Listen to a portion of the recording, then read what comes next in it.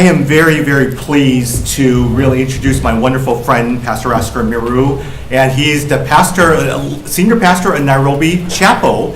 And so I'd love to bring him up and have him share a little bit in terms of, and get to know him as well as the city of Nairobi a little bit.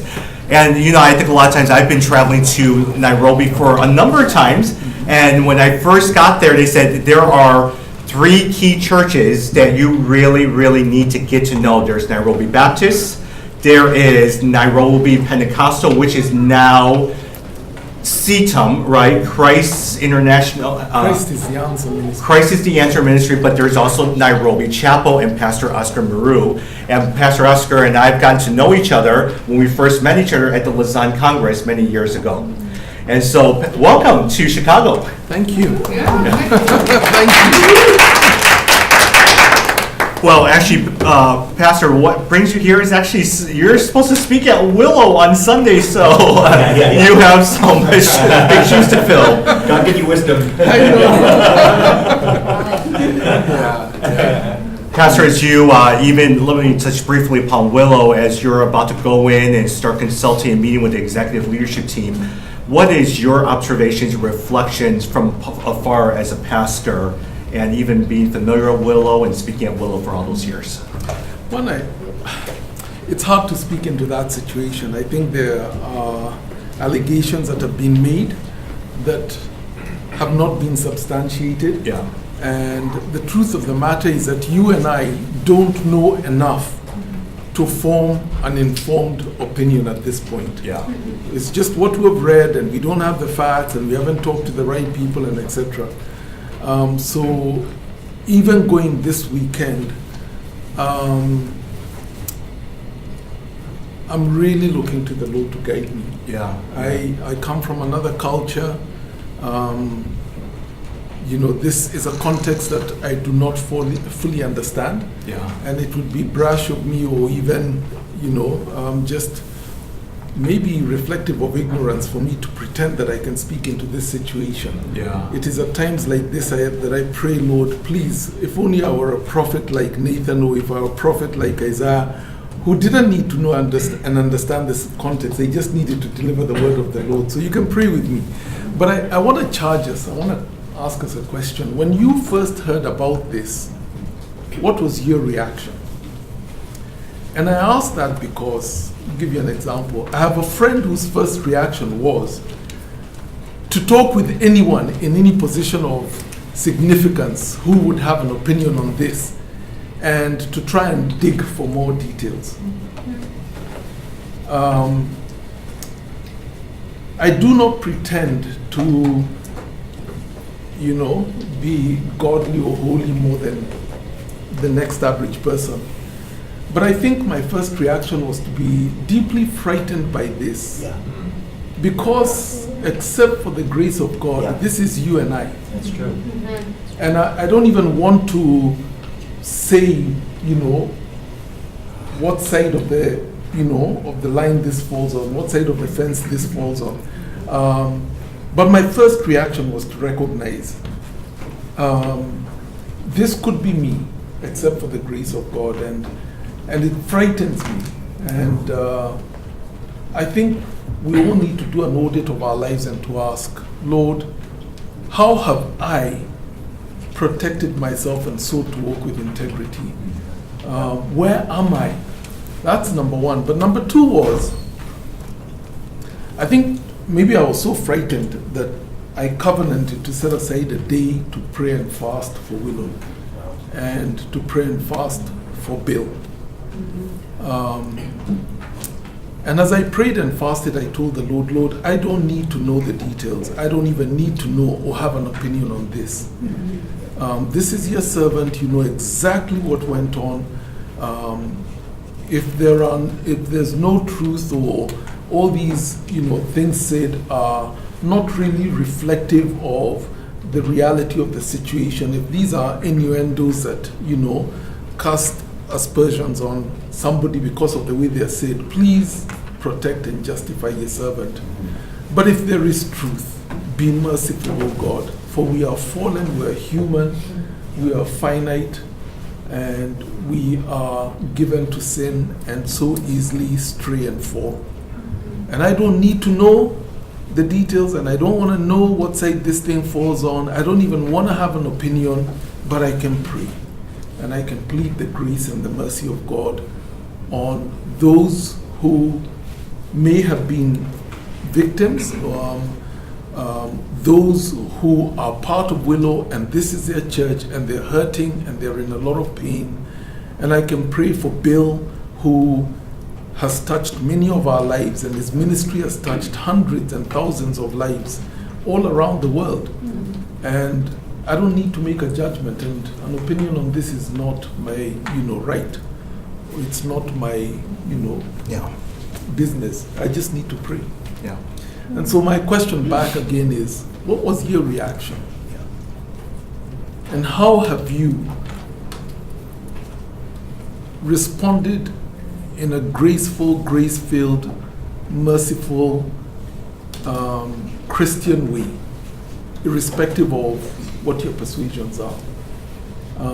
Have you been guilty of the sin of gossiping about this and trying to dig, and get a little more detail and know a little more and, give your opinion to somebody else?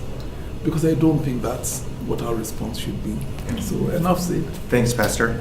Well, let's talk a little bit about Nairobi. You just came back and you traveled 16 hours from Nairobi. Yes. And how often do you come from to the United States? Maybe twice a year. Yeah. Maybe. Yeah. Got it. And for some of us, we've been to Nairobi. I've been there with Doc and also Renee. I know Kelly's been there. Rebecca and Colin were just there. How would you, for those who have never been there, describe Nairobi as a city? What's one word that would describe it?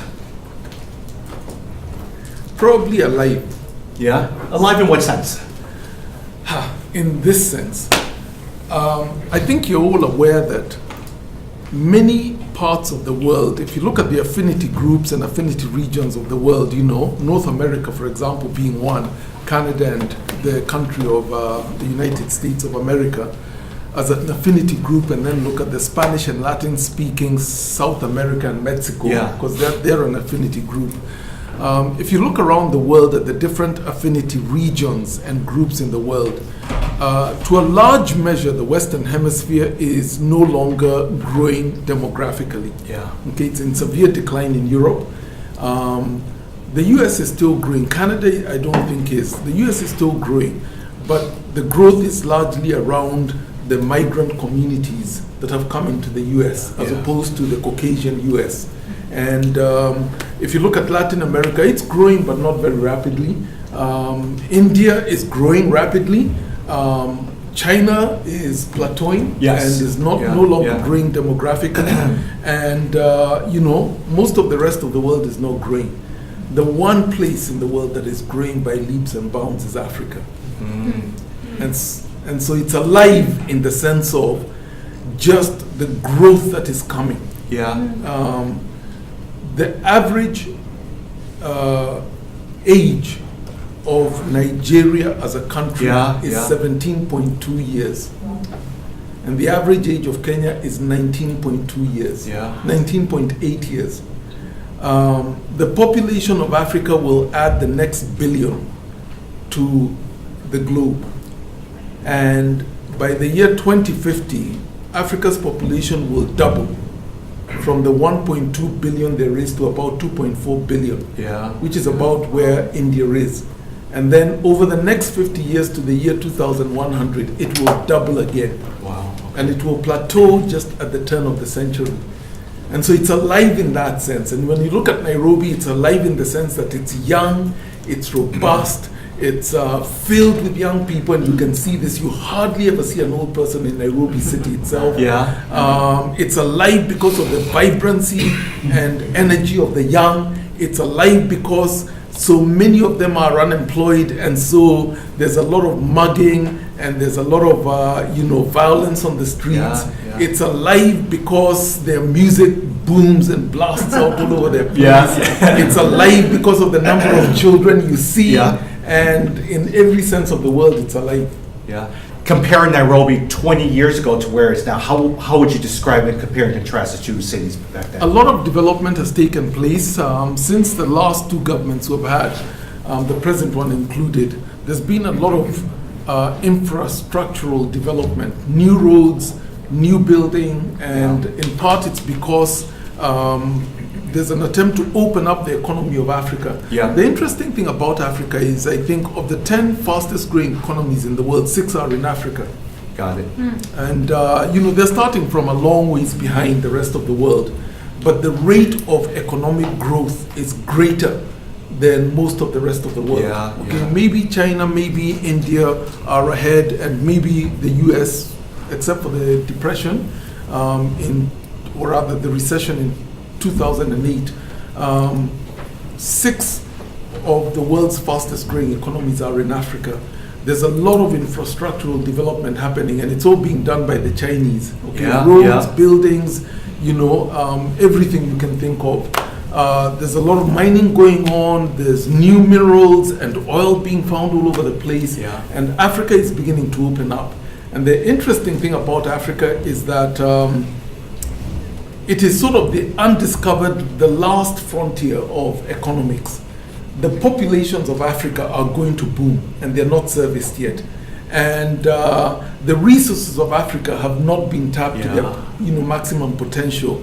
And industry in Africa and production in Africa is still limping at maybe 10-20% of what it should be. And so economically, as you look at Africa, over the next 50 years, this is where it's going to happen. This is like the last frontier of economics, the last markets that are untapped. Now, there are centers like India is not fully tapped, but India is booming and growing, and Correct. But Africa is largely untapped, and the population is going to double. So if you're in the education industry, food production, transport industry, almost every industry that takes care of those who are growing up, there's great potential. Correct. When we were there, they opened up the first Mexican restaurants in Nairobi. Google has moved into Nairobi. PwC has been, Deloitte. The food industries are moving into Nairobi, and everybody recognizes that there are untapped markets here that we need to get into the game early. And even when we were there, everywhere you go is Java House. It's there everywhere in terms of coffee and everything like that. They call Nairobi the Silicon Valley of Africa. Why is that? What's the term? What's happening, especially in the area of technology there? We don't have the infrastructure that allows us to be in production and to innovate in terms of hardware. But there are a lot of bright young people who are going into coding and IT and AI and etc. Because you don't need as much infrastructure to code and to produce programs and etc. So there's a rapid rise of people who are entering the software industry, and that's why it's then called the Silicon Valley of things, not in hardware production, but in software. Got it. And one of the things that you also mentioned is the presence of the Chinese. A lot of people actually don't know the Chinese, especially from China, has really bought up a lot of land. Can you talk a little bit about that presence? The Chinese are an interesting people, and forgive me anyone here who's from that background. No, we've talked about that. They're an interesting people. There is no question but that they are very hardworking. There is no question but that they are innovative, and their economy is booming, and they're spreading out into the world looking for new markets. But that's one side of it. There are two other sides that are often unseen.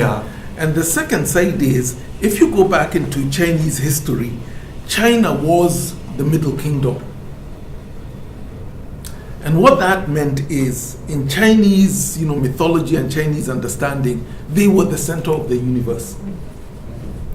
And I think it's still a part of their culture to understand themselves as the most advanced, forward-setting, leaders in the world. And their posture when they cross cultures is always to cross into cultures at the top. In the sense that we're here, and we're here to bring Chinese ideology, Chinese industry, Chinese, and we're here to sort you out and to fix you, and China has the answers. Yes. So they have the biggest airports and the biggest stadiums and the biggest everything, and that's just the way that China operates. Yeah, and we've seen that with the new airport, even in Nairobi as well too. That Yeah, they're built the they're, airport. they're Yes. building that. But look at what they did with the Olympics Yeah. not too long ago. They really did need to build the biggest stadiums in the world because China's holding the Olympics and nobody can outdo China. Nobody could. If you saw the opening of the Olympics, wow, it was impressive. Nobody's been able to do that. Now, the Arabs are a bit like that, and they also position themselves for the top. So it will be interesting to see what they do with the Olympics. And if you go to Qatar and now, Yeah. the country has been transformed in 4 years as they Yeah. get ready for the Olympics. Yeah. But that aside, it then means that when you enter cultures at the top, believing that you have the answers and that the people you're coming to haven't figured out what the questions are, but you have the answers. Yeah. It means you don't interact with the cultures Yeah. that you're entering very well. And that's true in Africa. Many countries receive and accept the presence of China in Africa because they want the help of China. Financially, money. Yes, and the development infrastructure and etc. But the relationship of African nations and Chinese, and China are very tense, fragile. It's not an easy relationship, and in some countries, there has been a backlash in African communities that actually now will attack the Chinese and try and kick them out, and they are in disagreement with the way that their governments have allowed them into the country, and it's largely a matter of attitude and their postures. You enter culture, you must always enter culture at the bottom. You must always enter culture humbly if you ever want to be received and accepted into those cultures. That's what Jesus does. It's amazing to think that when Jesus comes to humanity, he doesn't come as a king. He doesn't come as a prince. He doesn't come in a castle. He doesn't ride down from the skies. He's born into the weakest, entry point into humanity, which is as a baby, an infant, completely helpless, not able to care for himself, must be tended to and watched over and nursed and enabled and fed for many years. And he enters society from the bottom, unseen, in the sense of that he doesn't. If you read the Apocrypha, the stories in the Apocrypha, the extra books of the Bible that never made it into the canon, and you probably, if you're Catholic, you know what I'm talking about. If you're not, then pick up a Catholic Bible and you see that some extra books in the Catholic Bible that come from the Apocrypha and etc. In those stories, Jesus is going around sometimes waving a magic wand and doing miracles and turning mud putties into birds and they fly off and etc. But that's not the Jesus we know. He comes in humbly. And even tells his mother, my time has not yet come. Don't put me on the stage. My time has not yet come. And as a result of his humble entry, he wins humanity. This the Chinese have not done. But then the third part of China's presence in Africa is the Chinese don't ask questions. And what I mean by that, and this is where the Americans are having a hard time, okay?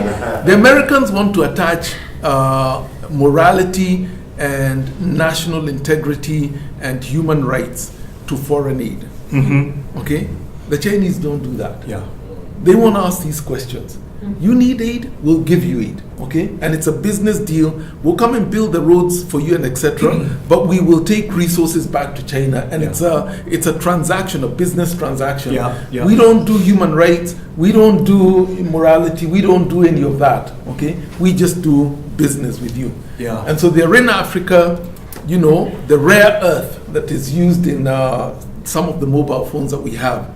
They are mining it and taking it back home Yeah, to China. yeah. They're buying scrap metal to feed the industries in in China. They are exporting tons of topsoil Yeah. from Ethiopia Yeah. to go and replenish their soils in China. Got Soil, it. Yeah, actual yeah, soil.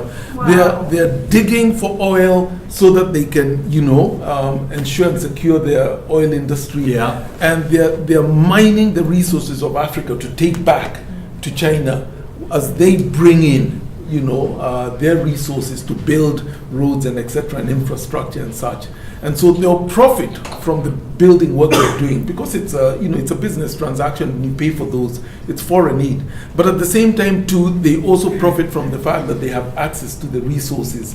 And there's a big question now as to how long will this go on before Africa wakes up and realizes we got a road deal Yeah. and we shouldn't have done this. We're losing our land, different things like that. Yeah. But because of the corruption in Africa, the people at the top don't care that it's a road deal as Yeah. long as they enrich themselves and get out, in good time. And so they allow for this to go on, but the populations have not woken up to the fact that, when there was the rush for Africa and the division of Africa during the pre-colonial days, and in Europe they took Africa as the undiscovered lands and divided it, and Belgium took that piece, and England took these pieces, and Germany took that piece, and France took those pieces, which was a colonization of Africa. The one intention was to go in and take as many resources as you can, the gold, the copper, the silver, the diamonds, just take as much as you can and go and build Europe. Yeah. Belgium today is what it is because of what they did in Africa. And the wealth you see on the streets of Belgium are the product of their colonial practices in Africa. Before colonialism began and Belgium went into the Belgium Congo, the country of Belgium was on the verge of economic collapse. Within 10 years of their going into colonial Africa, the country had changed and they began to build these massive European cities and etc. Yeah. Now it's China's time. Yeah. You've talked a lot about corruption in Africa. We saw that with some of the presidential elections. Talk a little bit about the corruption that you see in Africa, or even Nairobi is. Okay. Okay, what do I say? I won't talk about corruption, but I'll say this. I think here in the Western Hemisphere, you take democracy for granted on two counts. Number one, there is a firm belief that democracy works and democracy is the best form of governance. I question that. I don't know that it works. Forgive me, I'm going to, I'm going to rib you, okay? And you probably won't like this, okay? Democracy worked in America and you got Trump, and now you're all unhappy. Democracy worked in where is it? In Egypt, and they got the Muslim Brotherhood, and then there was a regime change because nobody wanted the Muslim Brotherhood. The same happened in Palestine. And there's the assumption that democracy is the best way forward. But then at some point, democracy needs to have borders and boundaries and to be governed in a way that does not allow it to fall off the rail. And then there are deep centers of poverty that are defended by the democratic practices. There are injustices that are never dealt with, but because they're defended by the vote and the majority wins. And there is class privilege that is never addressed because the numbers allow. The tyranny of numbers in a country like America, the Caucasian community have the numbers and they can really get their way if they want to. And they will defend what is important to them, even if it means that others do not see justice the same way. And at some point, democracy is a human system that has its problems and needs to be addressed. But there is a firm belief in democracy in this country that doesn't allow for those things to be addressed. And I don't know where it's going to take this country in another 50 years, 100 years, okay? But there's a second side of democracy. Democracy works, quote unquote, when there are certain institutions, certain values that have been embedded into culture, okay? So, for example, democracy works with an educated populace who understand what the issues are and can listen to debates and make an informed decision. And so you have your presidential debates, and they try and deal with issues, and they, you listen and you say, okay, I was not for this candidate, but they have so impressively responded to the question and answer time and so impressively defended their position, I guess I'll give them a second look over. And that's democracy. When you come into the countries of Africa where the large majority of people are uneducated and illiterate, a presidential TV debate isn't what's going to determine their vote, because they don't understand the issues. And the campaigning is on the basis of, if you choose Lee, he's Chinese and he's going to come and rob you and you're going to be the worst for it, but I am your tribesman and I will defend you and I will fight for your rights. Out of fear, I will have, in a sense, a sealed, voting block, because I have played on the fears of people and I'm using divide and rule to get my voting block. So the person with the biggest coalition of these votes will win, not because they were the best leaders, the best debaters, but because they played the fear card and they have the biggest numbers. And democracy doesn't work in that sort of setting. Now, democracy also doesn't work where there are not institutions to ensure fair playing ground. And so when you come into Africa and you say that, Africa needs to be democratic, I think we're 50 years from true democracy. And we play the game of seeming democracy, but it's not democracy. Got it. Interesting. Switching, more and more students are not coming to the West for school, but the universities are developing a little bit and they're staying in their own city versus going abroad. Actually, more and more students have stopped coming to the Western Hemisphere for education and are going to China. They're going east. Because there's a recognition that China is the economy of the future. Yeah. We need to learn the language, we need to learn the culture, we need to position ourselves to be able to be the go-between between our African economies and the Chinese, markets and economies. And the West has outsourced most of its production away from this continent. And the markets are saturated. If you want to start a clothing line here in the States, you have like 1,000 competitors who are as good as, if not better. If you want to start a restaurant, you have 10,000, competitors who are all trying to get a little bit of the market, 2%, 10%.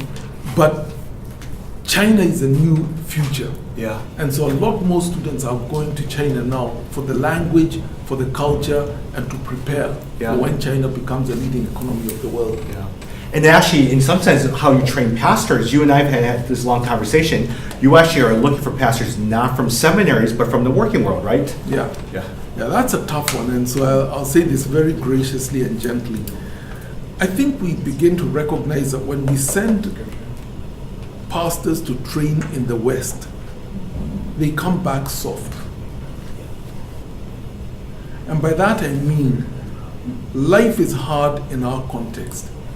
And people presume that, and they know I'm going into ministry and it's going to be hard and I probably never will be paid a fair wage, but I will do it because I love the Lord. And they will labor and they will work hard all their life long. But when they come to the West to train, they go soft because they see the wealth of this culture. They see where pastors are positioned. They see their access to money. They see, what life looks like. And they don't want to do the hard thing anymore. They either want to stay here, or if they come back, they want to live this life there. And they're not willing to sacrifice, and they're not willing to suffer for the sake of the gospel. And so we're beginning to find, if you want people who will come and, do ministry with passion and lay down their lives for the Lord, send them east, don't send them west. So we're now sending people to the Philippines, we're sending people to India. Indian Christians, particularly North India, which is the most unreached people groups of the world, largest concentration of people who have never heard the gospel are in North India. And it is, passionately Hindu, and extremist Hindu at that. Where Christians are martyred and Christians are killed, and yet hundreds of young people are going into North India into the villages to preach the gospel, and they die and they pay a price for that. And that's where we want to send our leaders to train, because that sort of person coming back home, he will come back home and he will serve with a willingness to sacrifice and to lay his life down for the Lord. When we send them west, they come back soft. Got it. I'm going to ask you guys to think of a question, and before we switch gears to Oscar's own personal life and living on mission, I want you guys to think of some questions about Nairobi that you have. And while you're doing that, let me ask you one question. You and I actually have talked a lot about Western support and Western funding, and you're actually saying that eventually actually that's going to end. Can you talk a little bit about that, especially as Africa is looking at Western funding? My own reading of the churches here in the West and of the generosity of the West is that it's on a time clock. Yeah. And there are maybe two main threads that lead me to think this way. The first and most obvious thread is the decline of the church in the Western Hemisphere. The church has less and less space, less and less room to be in the public square, to be visible, to be significant. Yeah. And that's not been the history of the church. If you go back 50 years, 100 years, the church played a huge role in general society. But now, general society is edging the church out. And, the church, in some senses, has no one to blame but itself, because of all the scandals that, we've seen, the whole child molestation in the established church and the traditions that were involved in that. It hurt the whole church, not just the established church. Every church has suffered for that. Increasingly people think it's all hypocrisy, you can't trust them, you don't know what's really going on under the table, and etc. And when people say that, they don't say, oh, but they're this denomination. They just say Christians are like that. Yeah. And we're losing ground for that reason. Our space is being, squeezed, and we have less and less room within general society to be visible and significant. Now, it doesn't have to be that way. I still believe in the power of the gospel. I still believe in the truth of the gospel, and I still believe that churches that remain faithful to the cause of the gospel and aren't playing cultural Christianity and aren't about the big show on Sunday, that God is still at work among them. I recently was talking to somebody and I said, I now gather that for every one person who joins a church in North America, 4 leave.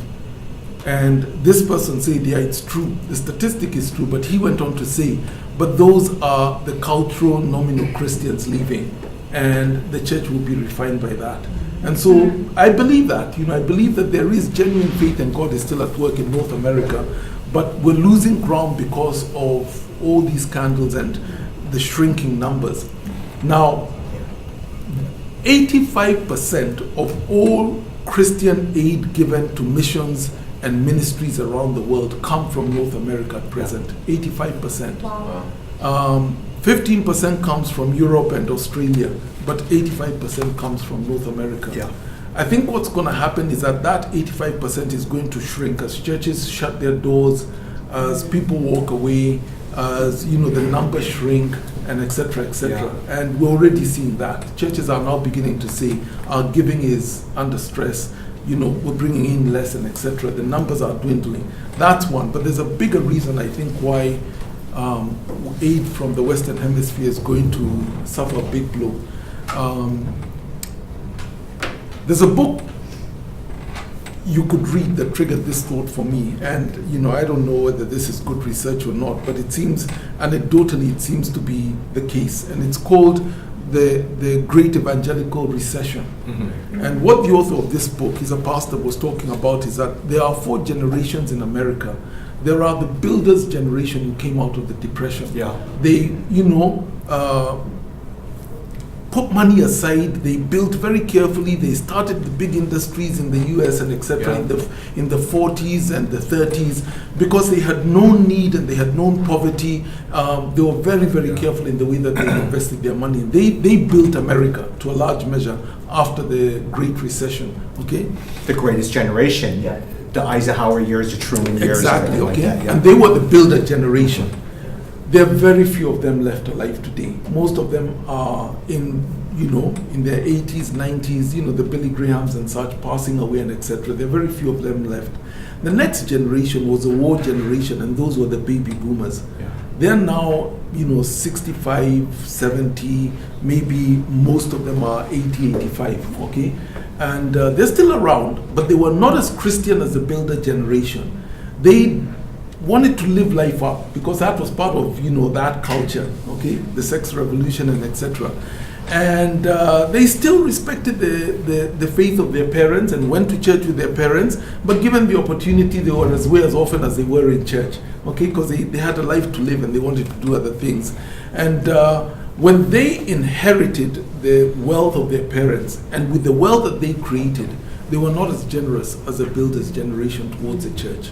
The next generation to come after them were the Gen X. And they have not been too sure whether they really want to, be in church and to follow the church.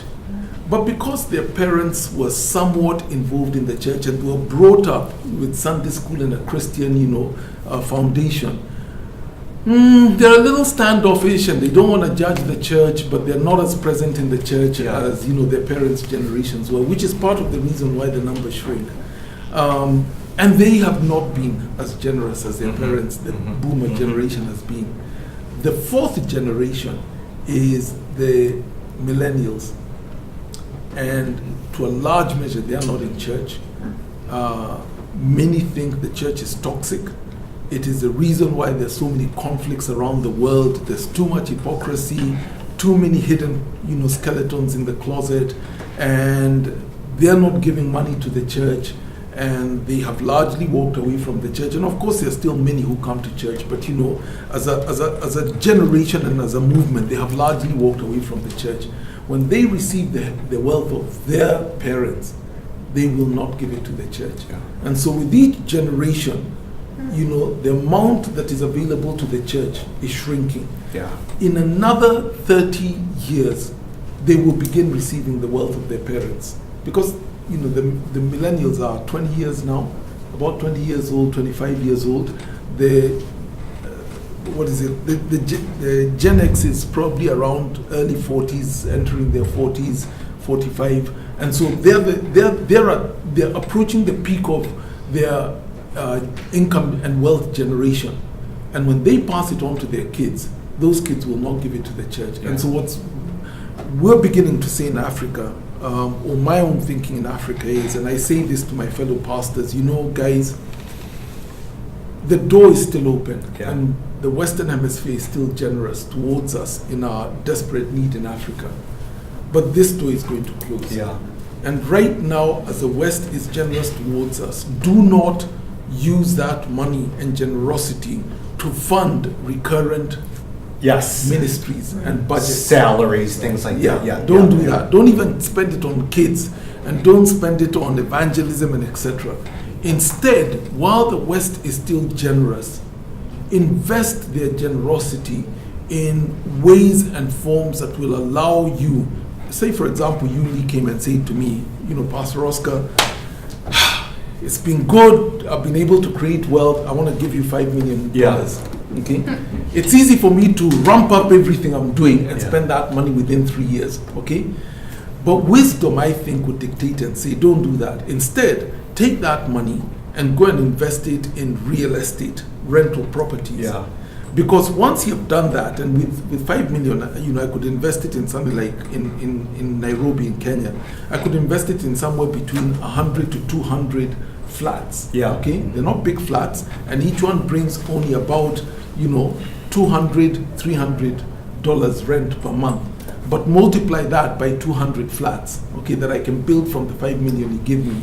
And what does it do? Somebody do the quick computation. Okay, say $250 times 200 comes to what? Where the mathematicians? How much does that come? 400,000, right? Yeah, 400,000. $400,000. Okay, $400,000. Within a very short time, I will be able to have replaced the $5 million you gave me that you invested. But this investment will be able to fund my ministry for the next 50 years. Right. And that's wisdom, and that's strategic. Yeah. We are used to eating up everything that is given to us out of the generosity of the West. We somehow need to say, guys, tighten that belt. Hunker down for a little while. Slow down for a little while. Make the significant investments you have, because in 30 years our door will close and there will be no more subsidy from the West. If you haven't transitioned from consuming everything that the West has given and turn that into an investment that buys 50 years of, support, we're going to be in major trouble. Got it. Thank you. Let me open up to questions. Anyone have questions for Pastor Oscar? I have one. How does Nairobi or Kenya at large deal with or react to refugee populations, maybe from Sudan or Somalia or other countries? How have you seen that?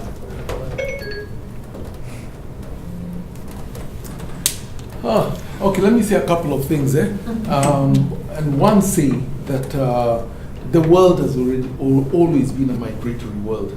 I don't think people on this continent like to accept and admit you're all migrants. And maybe the only non-migrants are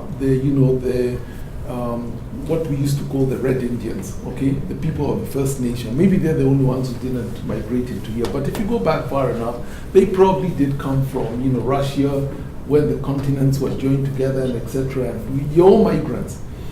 But there's this sense of, we got here first, so it's ours. And the rest of you can't come in, okay? And we defend it, and we put borders, and we build walls, okay? But you're all migrants. And that's true of Africa. If you look at the migratory tracts of Africa, there were three streams. There was a stream that came down the river Nile and went into West Africa, and then turned around and came along the west coast of Africa, went into South Africa, and then swung back towards East Africa. And East Africa was probably the last place settled.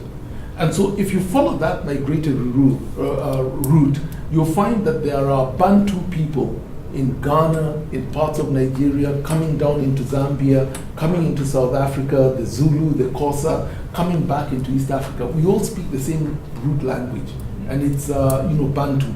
Okay? Then there were the Nilo-Hamitics who came down the river Nile, and they split into three threads.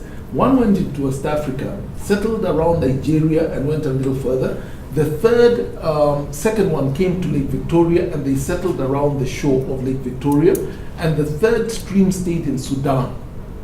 And so you find the Luo people of Kenya are the same as the Acholi of Uganda, are the same as some of the Nilo-Hamitic people of Nigeria, and the same language root in Sudan, South Sudan. Okay, they're the same people.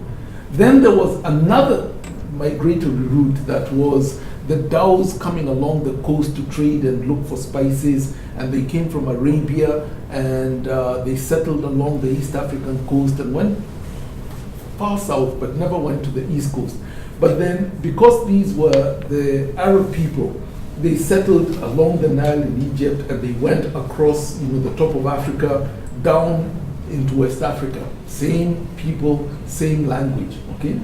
And they're all migrants. And so in some sense, even though borders have been drawn, I think largely Africa has a very relaxed view about people crossing borders and settling, because these were never, the Acholi people were one people, they spoke one language. But when there was a rush for African resources, Africa was divided into countries, and all of a sudden, your homestead is divided into two, and your brother who lives on that side is now called a Uganda, and you're called Kenya, and you need a passport to go back and forth. That makes sense. And so I think there's a very relaxed attitude about migration around Africa. And when you talk about refugees, that's migration. And so recently, for example, I think about 3 months ago, there was some sort of conflict happening in Ethiopia. And hundreds of thousands of Ethiopians crossed from Ethiopia into Kenya. It's not a big deal. They're welcome. The government does what it can. The UN came in and helped some. And we all know when things settle down in Ethiopia, they all go back into Ethiopia. And it's not a big deal. We manufacture refugees. I think we have the most refugees in the world, except now Syria and the Middle East. But for a long time, Africans have been a people who migrated all over the world. The interesting thing, two interesting things that come out of that is, number one,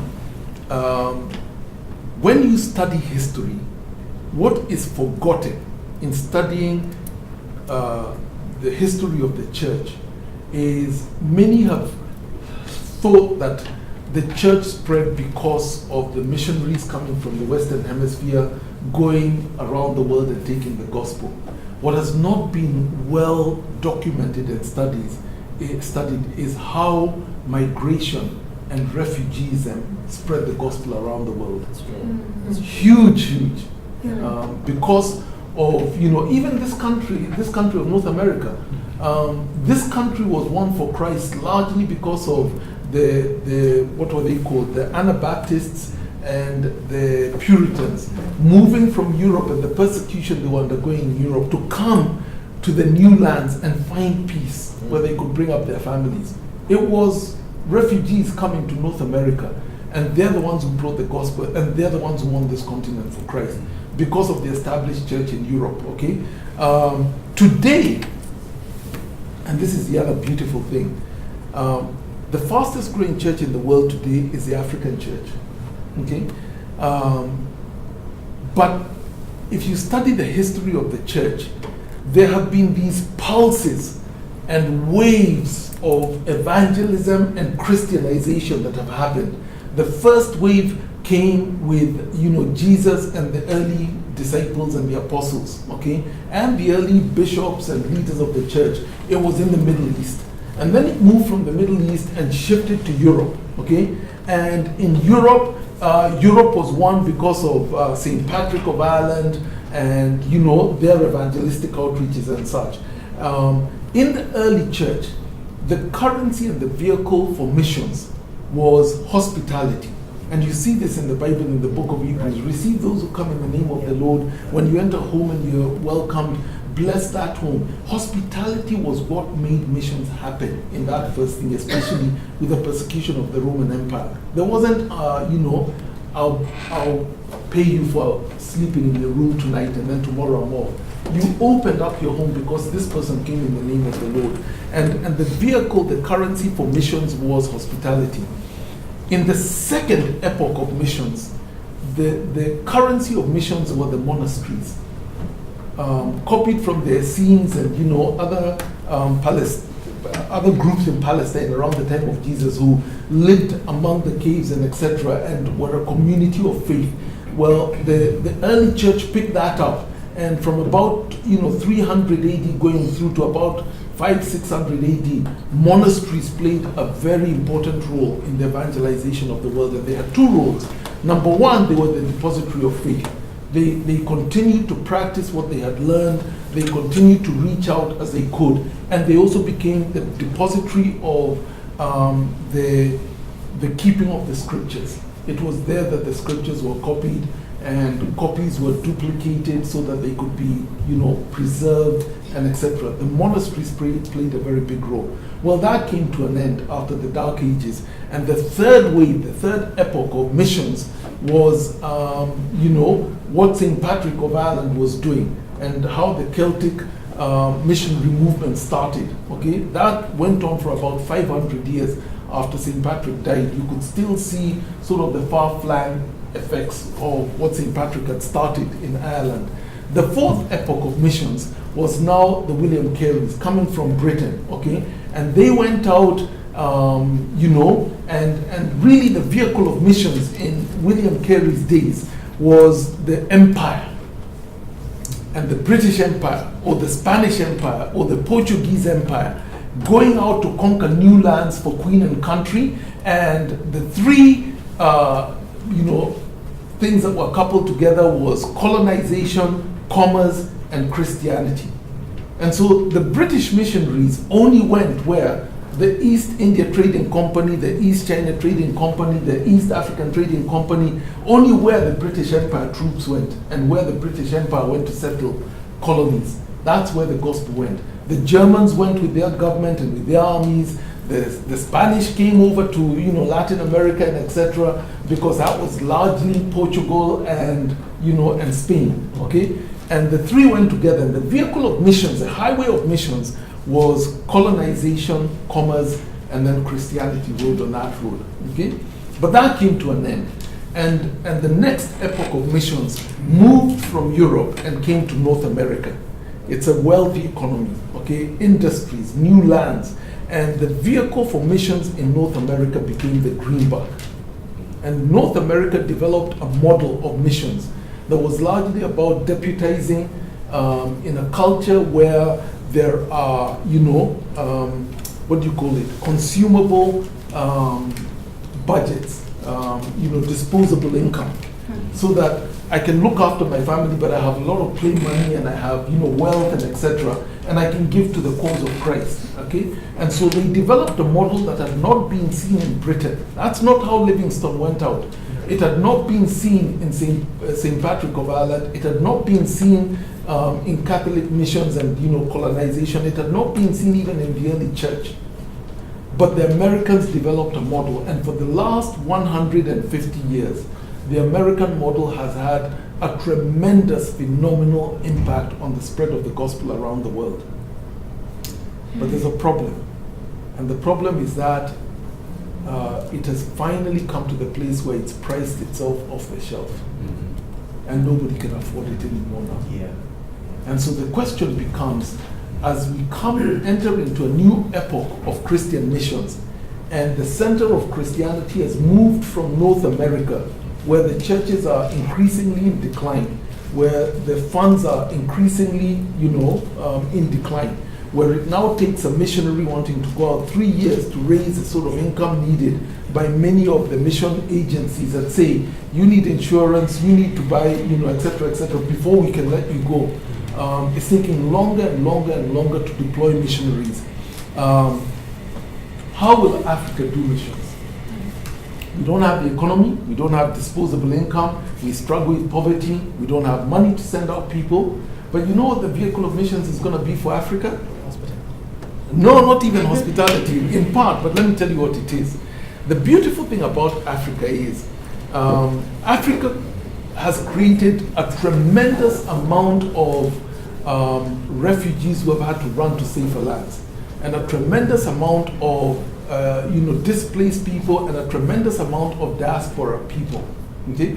You don't go to Russia and find Americans in diaspora.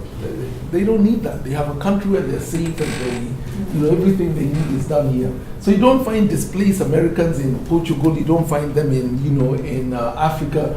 Americans stay in America because this country works, okay? But Africa doesn't work. And so people go for economic reasons, because of security reasons. But in a very real sense, many of these who go with their faith to where they go.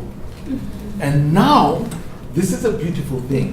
Wherever I go, I'm here this week to meet, to speak at Willow. But on Thursday evening, I'm meeting with all the Kenyans and Africans who attend Willow Creek Church. Wow. And they probably number 50 to 100 people. And do you know what? These are the new missionaries. Yeah. They're already in country, they don't need visas. They already speak the language, they don't have to learn the language, and they already have income because they're surviving somewhere in this country. And as I deploy missionaries, I need to get away from trying to copy the American model of deputizing and finding the money at home, and realize that God has already placed our missionaries out across the world. You'll find Africans in diaspora in China, in Japan, in Australia, in India. Wherever you go, there is always an African community somewhere. And these are missionaries. They have the faith. They have resources because they're surviving in those cultures. They speak the language. So there are people living in China who speak Chinese. They have, their visas because they have some sort of way of living in that country without being kicked out on a regular basis, okay? What they don't have is that nobody has ever commissioned them. Wow. They are like sleeper cells, spy cells in all these countries, and somebody needs to come and activate them, and commission them, and anoint them, and deploy them to do the work they need to do. But they're there. Got it. I've grown up in the U.S., and so it's hard for me to see my own culture. But as someone who sees outside, from outside into this culture, what do you see as blind spots for American Christians, or maybe temptations that we don't recognize, or things that Americans just kind of live as but are unaware of, as someone who can kind of see outside of that?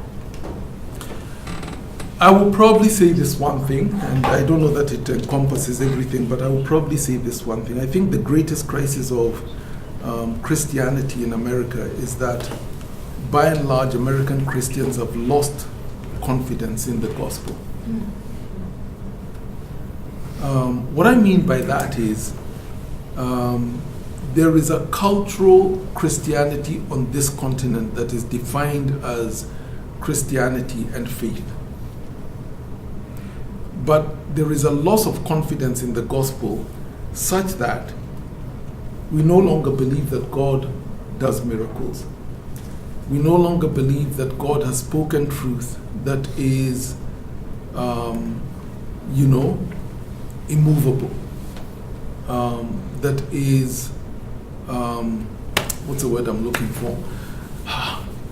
That cannot be changed, that is not to be negotiated, that stands for all time. We no longer believe that God is at work in our cultures. We no longer believe in the power of prayer. We no longer believe in stepping out in faith. So let me give you an example. Okay, I've shared this illustration before. I'll share it and then explain it. I had a chance to visit a friend, a pastor friend in North Carolina about 20 years ago, and he had a hobby every summer of going out into the prairies and shooting prairie dogs, because they're considered to be a pest, he told me. And so, he goes set up his sights and, just wait, and when they popped out of their burrows, he, blast them into thin air. And so he was very excited with guns, and he had a gun cabinet in his home and etc. And so he offered to take me out to the shooting range and to teach me how to use a gun. I'd never held a gun in my hand, and he had rifles, and so he told me, let's go out and I'll, try, so we did. And he told me, okay, here's what you do. Put the rifle stock to your shoulder, brace yourself, look down the sights, and then, press the trigger. And he said, what you do is you go ready, brace yourself, aim, you look down the barrel, and then fire, okay? And in later years, I thought, here's a difference between African Christianity and Indian Christianity and Christianity from the Southern Hemisphere with Western Christianity and Northern Hemisphere Christianity. In this culture, people go ready, aim, aim, aim, aim, aim, aim, aim, and they never pull the trigger. We need another feasibility study. We need to look at the financials. We need to do, a survey. We need to, and they sort of, they talk and talk and talk and talk and study and read and debate, but they don't actually do the job. Yes. Okay. In Africa and in the Southern Hemisphere, we go ready, fire. Did we hit anything? And so we tend to jump into things and just trust that the Lord is going to come through for us. Now, of course, I think we need to be wise enough to say both ways, pushed to the extremes, have major problems, okay? But what I'm finding as I've traveled around the world, especially in the Western Hemisphere, is it's so difficult to get to action. Can we afford it? Where will the money come from? Who's going to do it? Can we sit down and write memorandums of understanding? Can we have a contract on this? How long will it go? And there's so many hurdles to go through before you ever do anything. So I'll give you an example, okay? A while back, I have a friend, another friend. I have a lot of pastor friends here in the West, but I have a friend in Indianapolis, and he leads a large church there, mega church of about 5,000 people. And for the last 7 years, I've been telling him, you guys have been in existence for the last 25 years, and you've never planted a church. You've never planted a single church. What are you guys doing? I mean, your church has grown and finally plateaued, and you're stayed there, and you're not doing any outreach, and you're not planting any churches, and etc. And I was on their case, and I said, look at all your leaders. They are now so gifted. They've risen to the top of their capacity. Send them out. Let them go and start churches. Let the younger ones fill those spaces. Because I kid you not, if your senior pastor died, tomorrow there will be somebody in the pulpit. And tell him to go and plant another church. And I'd really be on their case. And I once sat with the elders, and I told the elders, when you elders go to heaven, God will judge you. Because he'll ask you, what were you doing all that time? You guys were the elders. The buck stops with you, and you never planted a church, and you sat on these guys, and you sat on their gifts, and you never did anything. So, I joke about that, but surprisingly, after I had this conversation with the elders, a year later they called me, and they told me, last night we made a decision, we're going to plant 15 churches. And we're going to plant 5 of them in Indianapolis, we're going to plant 5 in Indiana, and we're going to plant 5 off the continent of America, somewhere else in the world. Now, one of our goals as a Nairobi chapel is to plant 300 churches by the year 2020. 200 of them in Kenya and in East Africa, 1 in every capital city of Africa, and then 30 off the continent of Africa. And we now have a church in Sydney, we have a church in Berlin, in London, we're planning a church in San Francisco, we're planning a church in Toronto, we're planning a church in Johannesburg, and want to go to Delhi and then Hong Kong. So and you and I are planning one in Freetown. In Freetown, yeah. Yes, we're traveling in Freetown. Okay, but so we're doing that, okay? So they said, we'll come and plant 5 churches with you, okay? 5 outside the continent of America, we'll come and plant with you. But look, we've never planted a church, we don't know how to plant churches, but we know how to gather money. So we're going to raise up $5 million US, and we'll give you $1 million for each church, and then you tell us what we're supposed to do and where we go. So we said, okay guys, let's go to London, let's plant a church in London. And they said, okay, how are we doing this? And I said, look, let's not meet and talk about how and when, and let's just first let's go to London and pray over the city and walk around and just ask the Lord to show us where to plant the church. So we did. We met in London, and we walked around, and we decided we're going to plant a church here. What are we going to do? We don't know. Raise the money, and in a year's time we're coming to plant a church here. And so we went back home and we put a team together of young people, because we wanted to reach the 20-somethings. And we said to these young people that we're going to send to London, and we're commissioning to send to London, we don't have money to do this. Now, they're raising the money, but if we're not careful, as tends to happen in missions programs, you raise the money and then you spend it all on yourself. And, we may not have any money in London. And so, guys, we're asking you to make 3 vows as we send you as African missionaries to London. Vow number 1 is a vow of obedience. It's going to be hard. There are times when you're going to regret you came. There are times when you're going to want to quit. But you're making a commitment before the Lord. It's not even me sending you. You're the ones going because God has called you. And we're asking you to be faithful to this task of planting a church for 7 years. You will be in London for 7 years. And so make a vow of obedience to the call and commission God gave you, number 1. Number 2, make a vow of poverty. You're probably going to live in some little dingy place where you sleep on the floor, but for 7 years, you'll never be able to make money. You have to walk a lot. Maybe if you can afford a bicycle, you can use a bicycle, but it's going to be tough. You're going to have to eat frugal and etc. A vow of poverty for those 7 years, because we don't have the money to send you in. And number 3 is want to make a vow of chastity. You're all young, you're all single. For the next 7 years, shut it down. No relationships, no marriage, just completely you're going to be, single for the next 7 years and not even get into a relationship. And they all said, yeah, we'll do it for the Lord. And they're in London now, and they are doing it for the Lord. Now, we then went to London, and here's the story. I'll keep it brief. We got a pastor from here and a couple of people who decided here from America to move their businesses to London. One was a graphic designer, so he could work from anywhere. And a couple of people moved teaching and teaching in an English school there, and etc.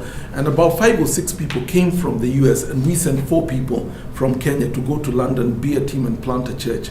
And this guy that we got to be the pastor, he went to London and bumped into a friend who was a vicar in an Anglican church. And, they sat down for coffee. Hey, I haven't seen you for a long time. And this vicar told him, I've been the pastor of this church. The church is in decline. There are now 45 people left. I'm tired. I've tried everything. I really want to retire, but I don't know what to do with this church and who to give it to, and there's nobody in the pipeline. And so they began to talk, and this guy said, how about I come and work with you, and maybe we can take over the church and, plant from out of that church. So this vicar said, yeah, that's a great idea.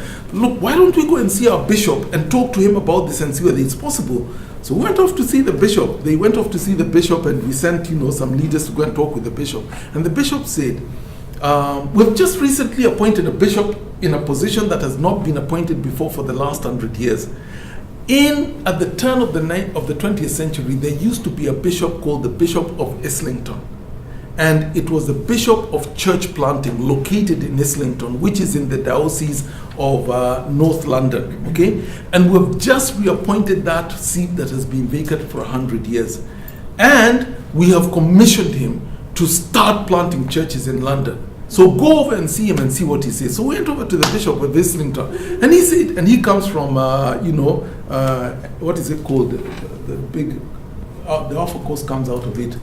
NTB, what is it called? Yes, Alpha, yes, I forgot which the one. Church, it is. okay? Yeah. Trinity Brompton, Holy Trinity, HTB, Holy Trinity Brompton, okay? It's an Anglican church. And he comes from there, but had now been appointed the bishop over North London to plant churches. And so we go and sit with him, and he says, guys, I was commissioned and I was required to plant 100 churches by the year 2020. I don't even know where to begin. You guys want to plant churches? Come, let's work together. We'll give you visas. We'll give you a church building where you can start your church. We'll work with the British government to make sure that everything is legit. And if your pastor is willing to go for 6 months of training, it's normally 2 years, but we're going to shrink it to 6 years, 6 months. 6 months of training will ordain him, which then gives him permission to plant churches all over England because he's an Anglican minister. And, and he said, and what I want you to do is not plant just one church, but plant 6 for me of my 100, you plant 6. And so he said, okay, we'll do it. And so they gave us a church. It's called St. Luke's in Kensington, okay? Very wealthy area. We can't even afford to live there. They gave us the church, manse. They have 2 apartments, so our young guys from Kenya are living there. Much nicer than we thought they'd live in. And then, they told us, work together with us for 2 years. And then after that, you can go and plant the church. And so they're working together for 2 years, and it's coming to an end in June.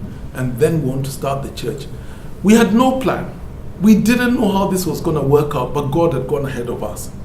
And I think it's that sort of faith that is sometimes needed in the Western Hemisphere. God is there, and God is going to do his miracles. And when we insist that we will not step out until we have 95% of everything resolved, then why do we need God? And I think there is a loss of confidence that God steps into those spaces and does miracles and goes ahead of you in ways you can't even believe. I could tell you the story of, we have a church in Dubai, okay? About 800 people. I could tell you the story of Sydney, okay, and what happened in Sydney. I could tell you the story of, I'll tell you San Francisco just very briefly. The American Baptist Church of the Western region, okay?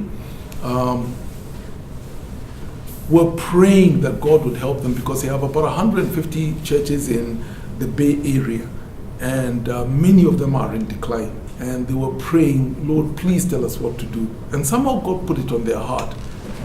Go look for help in the fastest growing church in the world today, which is in Africa. So they say, but where do you begin in Africa? And somehow God led them. Do you know the guy who is the CEO of VMware? Yeah. You know him? Pat Gelsinger. Yeah, Pat Gelsinger. Say to them, go talk to Nairobi Chapel. And he funds a lot of stuff, initiatives and church planting in San Francisco and the Bay Area.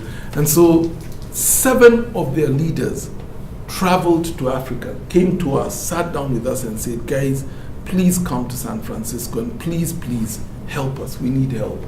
We will submit to you. You lead us. You tell us what we're supposed to do. And I'm thinking, guys, you're in Africa. What can we teach you? I mean, what are we supposed to do? And they said, we just need help. We prayed about it for about 9 months as a leadership and etc. and felt this is a Macedonian call. We dare not say no. And so they said, come, we'll give you church buildings, we'll support you financially, we will get the visas for you to come in and settle here, and you come and lead us in revitalizing these churches in San Francisco. We're not having to pay a single penny. They have buildings that are vacant. They say, we came in many years ago when housing was still affordable, and many of your houses here have, the top floor, and then there's a whole basement down there that has nothing in it because there are no kids in the house anymore and such. And they said, we have many of these. We could house you in these houses. And so we're putting together a team of young people to send to go and work with these churches. And guys, I have no clue how you reach San Franciscans. I have no idea what we're supposed to do. But God will go out ahead of us. And we have faith that within 50 years, that somehow God would have done a miracle in San Francisco. We don't have a plan. We don't have a strategic plan. We don't know where the money is going to come from. But God goes ahead. I think it's that loss of confidence in the gospel that it is a powerful force, and God works where he sees faith. Last question for the last 30 seconds. I'm so curious to follow up on that. From what I have seen and experienced, I totally agree with you. How do we change that? Like, I feel like that's where we failed, as a church, is you're right, we've lost confidence in the gospel. And, we talk about all the time, like, we don't see miracles here in the States like you guys see elsewhere around the world. And so much of it is this idea that, like, we don't need it. We've got our money, we've got our security, we don't need, God, which is disgusting. But from your perspective, I would love to know if you see, like, well, here's one way to turn the tide on that. And knowing if we could get it in 2 minutes, because I got to send you home back to Schaumburg. Okay. I think America needs three things. And the first of those things is America needs to humble itself and be humbled. You've been a dominant culture for the last 150 years. You've been a dominant culture economically around the world, and you still are. This is the most vibrant economy in the world today. You have been used of God to spread the gospel around the world. But I think there is a sense of entitlement and pride that has come out of that needs to be humbled. If I may put it crudely, I think America needs to fail enough that they learn how to go back on their knees. You see, the truth of the matter is, look at your own life. When do you pray most? It's when you're in a major crisis and you don't know what to do. Otherwise, most of the times when things are going well, you don't think to pray. I think the knee needs to be bowed and the heart broken to pray. I think that's the first thing. And I don't think it's an easy journey to walk. Now, God may have to break us, or maybe we'll have the foresight and the wisdom to bend the knee and to humble ourselves without his having to break us before he has to do that. So that's one. I think the second thing that America needs is persecution. Because persecution is like a refining fire that burns away all the dross. And maybe it's coming. Maybe in this sense, Trump is good for us. And I think Trump is a blessing to the world, because for 4 years, it's, we watch TV and we say, wow, it's like a live show going on for 4 years, and whichever side. And now, he's doing some things really well. And CNN doesn't like that, and so they're bashing him left, right, and center, and etc. But he's doing some things really well. But boy, sometimes he does them in a way that you say, ooh, ouch. When he called Africans those, what shithole countries, I said, ooh. But I think we need persecution, and I think because of the way this culture is going, I think because we're being squeezed out of the public arena, I think because Trump is understood to be an evangelical, and therefore we're getting bad rap because of this, I think there may be persecution coming down the road that will actually help us and refine us, because I think this country needs persecution. It's been too good for too long, and this country is burning itself up. With its wealth, it's burning itself up morally, it's burning itself up in terms of the lack of community, and etc., etc. So persecution. And then the third thing I think America needs and the American church needs to do is to be willing to learn from the rest of the world. And I had a chance to talk with a German organization, and I said, guys, when your students graduate from the university, could you send them to Africa for at least 3 years? Allow us to mess with them. Allow us to help them see that not everything needs to be planned. Allow them to see what prayer does. Allow them to come and see brokenness. Allow them to see miracles. Allow them to see healing, etc. And allow us to change their paradigm of ministry and how you go about ministry, and then send them back to Germany. And maybe when they come back now, not only will they have the excellent education you gave them, but they would have seen God at work in circumstances and in situations where there is nothing left but that God would come through. And maybe they'd have learned another way of doing ministry and missions.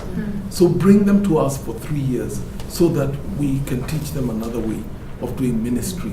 And maybe America needs to come to the place where it would be willing to turn to the Chinese church, willing to turn to the church in India, willing to turn to, and we don't have our act together, but God is still at work.